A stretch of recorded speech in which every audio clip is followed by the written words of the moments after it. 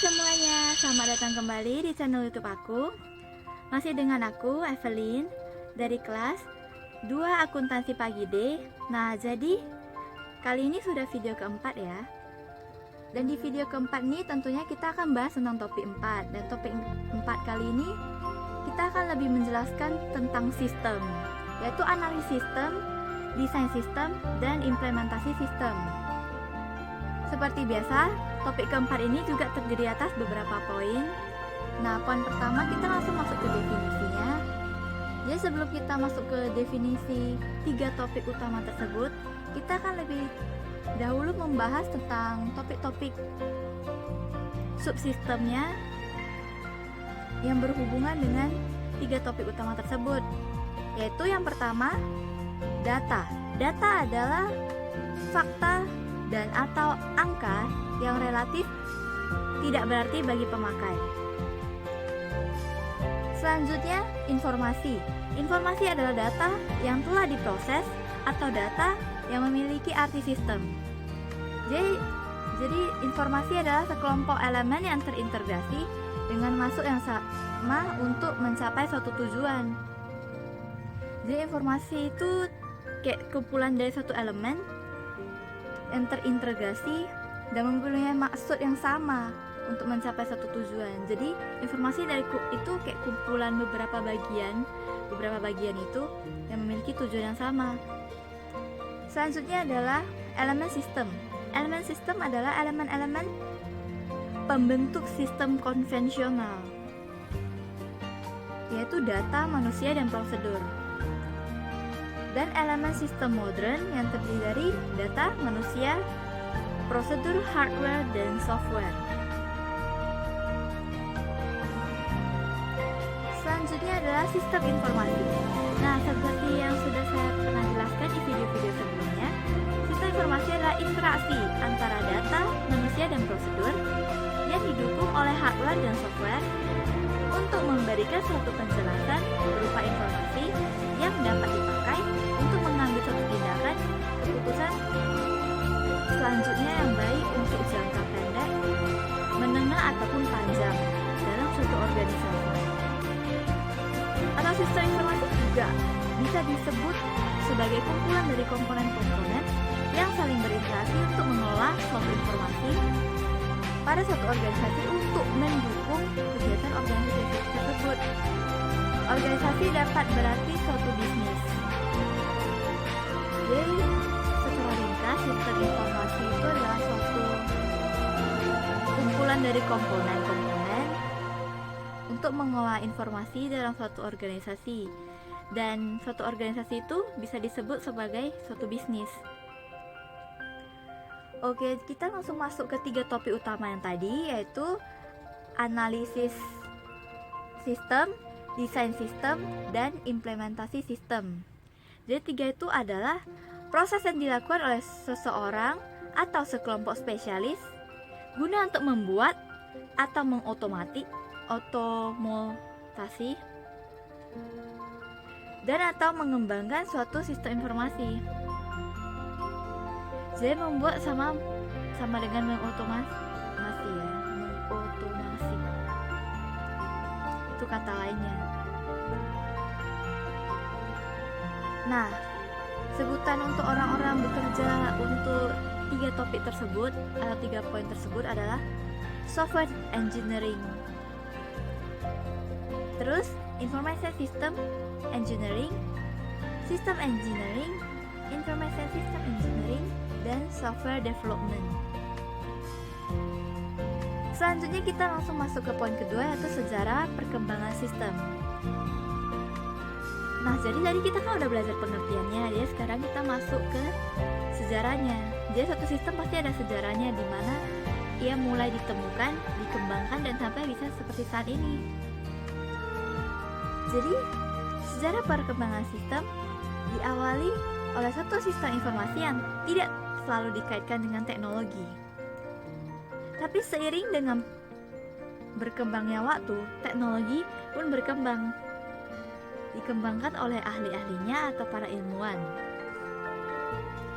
serta kebutuhan manusia akan peningkatan efektivitas dan efisiensi organisasi dalam upaya menyediakan layanan yang lebih baik bagi pengguna atau pelanggan, maka dibutuhkan suatu tata cara atau metode untuk membuat dan mengembangkan suatu sistem informasi yang berhubungan dengan teknologi.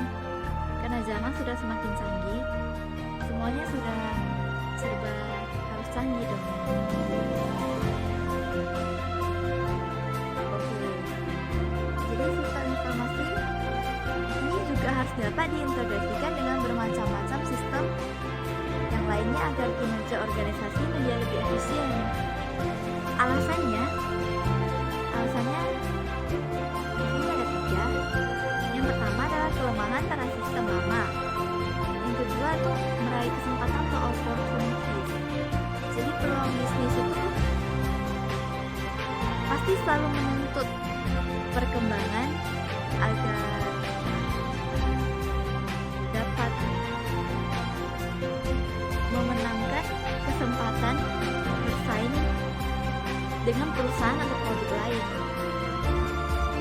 Jadi pada situasi tertentu pasti kita memerlukan yang lebih canggih dan yang lebih efisien misalnya. Jadi juga dibutuhkan yang namanya perkembangan sistem.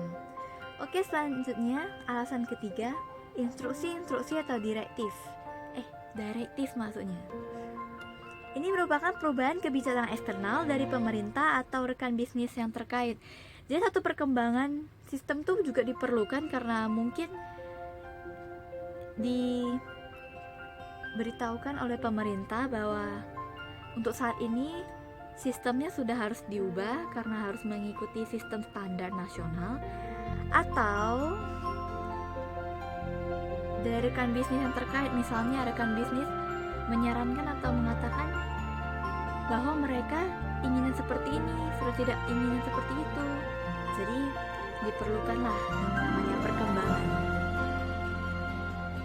Oke, selanjutnya dalam organisasi bisnis, indikator-indikator yang menyebabkan sistem lama benar-benar harus diperbaiki, ditingkatkan, bahkan diganti keseluruhannya karena ada beberapa masalah dan beberapa alasan.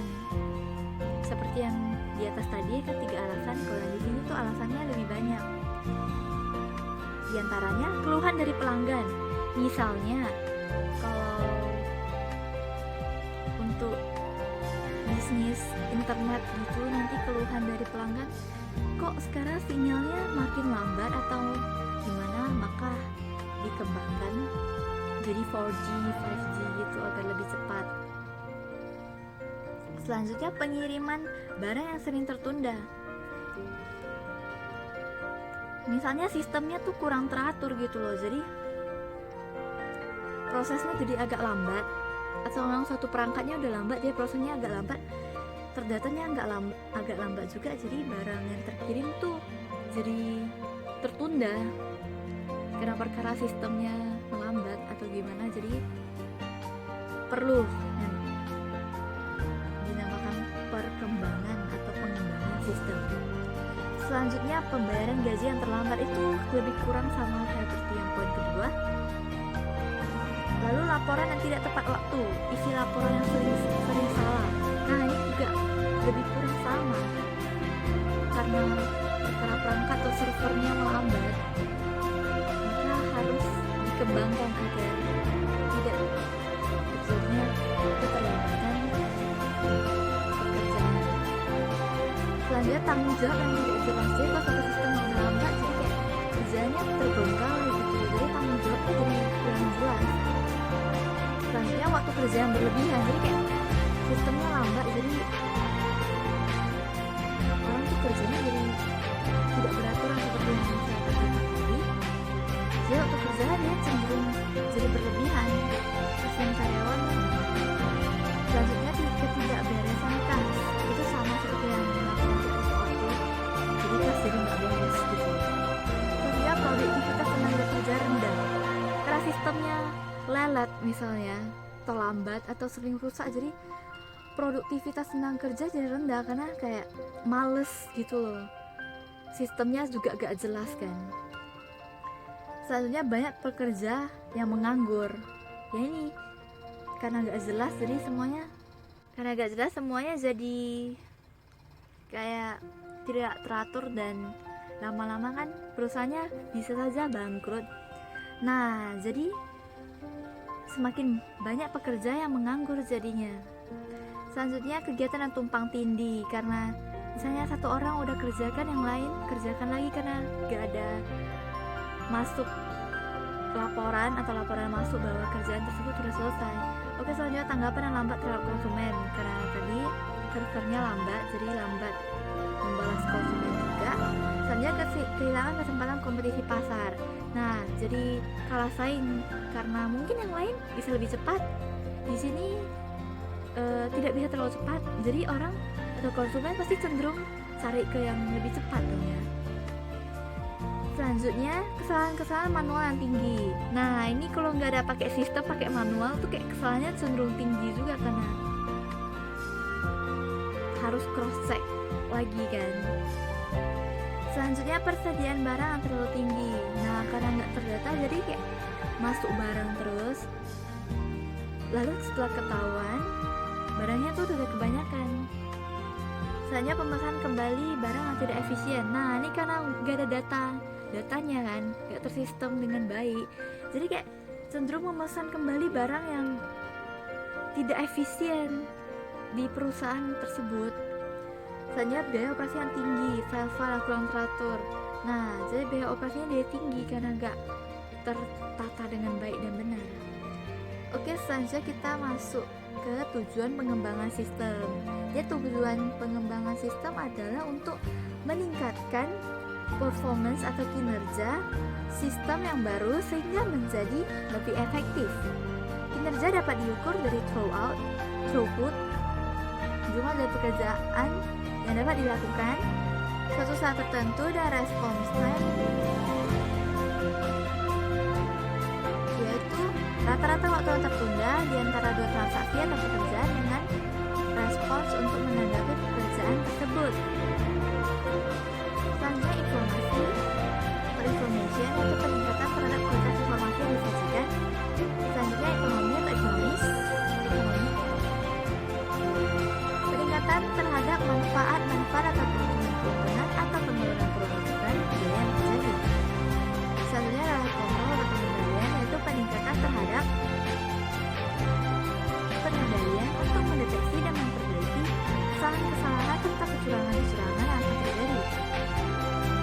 Yang terakhir adalah efisiensi atau efisiensi juga dalam bahasa Indonesia, yaitu peningkatan terhadap efisiensi operasi. Dan servis atau pelayanan, atau peningkatan terhadap pelayanan yang diberikan oleh sistem. Nah, jadi tujuannya tuh ada beberapa seperti yang sudah saya katakan. Sekarang kita akan membahas tentang pendapat tentang definisi pengembangan sistem, yaitu dapat menyusun satu sistem yang baru untuk menggantikan sistem yang lama. Yang kedua, suatu proses pengaplikasian teknologi informasi untuk tujuan menyelesaikan suatu masalah. Yang ketiga, memilah satu masalah yang besar atau yang kompleks menjadi beberapa bagian yang kecil dan dapat dikelola dengan baik dan benar. Selanjutnya kita langsung masuk ke poin ketiga, yaitu tahapan pengembangan sistem. Ya, secara umum alur pengembangan sistem itu mempunyai beberapa tahapan. Tahapan pengembangan sistem informasi seringkali disebut sebagai SDLC atau System Development Life Cycle. Nah, ini adalah metode yang tertua yang digunakan dalam sistem informasi untuk mengembangkan sistem informasi dan mendasari pengembangan metode-metode yang lebih baru. Nah, jadi tahapannya yang pertama adalah initiation. Initiation adalah perencanaan awal sebuah proyek guna mendefinisikan lingkup tujuan, jadwal, dan anggaran bisnis awal yang diperlukan untuk memecahkan masalah atau kesempatan yang direpresentasikan oleh proyek. Yang kedua adalah analyze.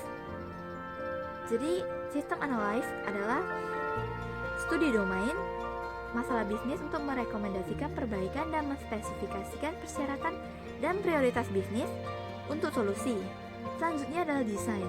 Dia sistem desain adalah spesifikasi atau konstruksi solusi yang teknis dan berbasis komputer untuk persyaratan bisnis yang diidentifikasikan dalam analisis sistem.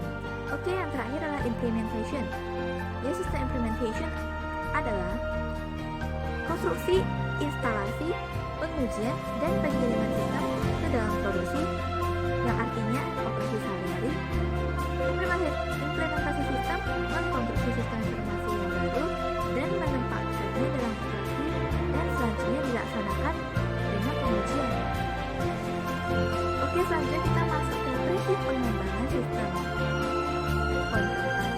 Jadi, pengembangan sistem itu mempunyai beberapa prinsip, yaitu melibatkan para pengguna sistem, menggunakan pendekatan pemecahan masalah, bentuk fase dan aktivitas fase-fase, dokumentasi sepanjang pengembangan sistem, bentuk standar untuk mencapai atau memperbaiki integrasi sistem, mengelola proses dan proyek manajemen proses, sistem informasi sebagai investasi modal, pengembangan suatu sistem,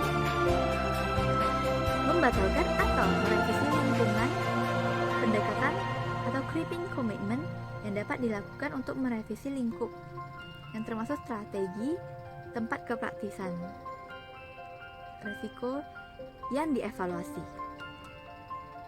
Selanjutnya, membagi dan menaklukkan dalam analisis sistem akan berkontribusi pada rencana enterprise. Dan yang terakhir itu mendesain sistem untuk pertumbuhan dan perubahan bisnis-bisnis yang berubah setiap waktu. Oke, jadi selanjutnya adalah hal utama dalam pengembangan sistem. Jadi terdapat dua hal utama untuk mengembangkan sistem, yakni produk dan proses. Jadi di produk itu adalah produk yang harus dihasilkan pada setiap tahap pengembangan sistem informasi. Jadi setiap tahap pengembangan sistem itu juga harus menghasilkan satu produk yang berguna untuk sistem tersebut. Selanjutnya adalah proses. Proses adalah proses pengembangan sistem informasi. Proses ini juga sangat penting karena pengembangan sistem dari awal mulai sampai akhir itu tidak lepas dari proses. Selanjutnya kita masuk ke poin kelima, yaitu tim pengembangan sistem informasi. Jadi dalam pengembangan sistem informasi juga terdapat beberapa tim yang mengembangkan sistem tersebut. Yang pertama adalah project leader, yaitu penanggung jawab utama proyek pengembangan sistem informasi. Yang kedua, sistem analyst, yaitu orang yang bertugas untuk melakukan analisis terhadap kebutuhan user dan kemudian mendokumentasikan kebutuhan tersebut ke dalam satu dokumen teknis yang mudah dipahami oleh anggota tim pengembangan sistem informasi. Yang ketiga ada sistem designer, yaitu orang berfungsi sebagai pendesain sistem berdasarkan dokumen kebutuhan user yang sudah disusun oleh sistem analyst. Yang selanjutnya adalah programmer, yaitu orang yang bertugas untuk mengimplementasikan desain tersebut menjadi kode program. Yang terakhir adalah software quality assurance, yaitu orang yang bertugas untuk memastikan semua proses pengembangan sistem informasi berjalan dengan baik dan benar dan memastikan produk yang dihasilkan sesuai yang diharapkan. Yang terakhir adalah rangkuman.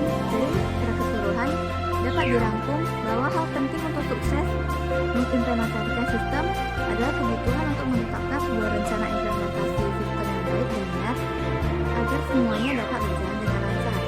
Jadi rencana ini harus meliputi jadwal dan waktu yang terperinci dan anggaran yang menunjukkan keseluruhan fungsi dalam rencana implementasi agar semua ini dapat berjalan sesuai dengan rencana. Jadi rencana implementasi itu harus dimonitor secara berkala dan setiap perbedaan yang muncul yang berkaitan dengan jadwal harus segera dilaporkan dan didiskusikan. Banyak aktivitas implementasi yang diperlukan meliputi pelatihan personel, persiapan fisik, desain rinci sistem, pengujian program, cara pemrograman, dokumentasi, konversi file, dan lain-lain. Selanjutnya sistem yang diimplementasikan juga harus dievaluasi demi tujuan pengendalian yang berkelanjutan.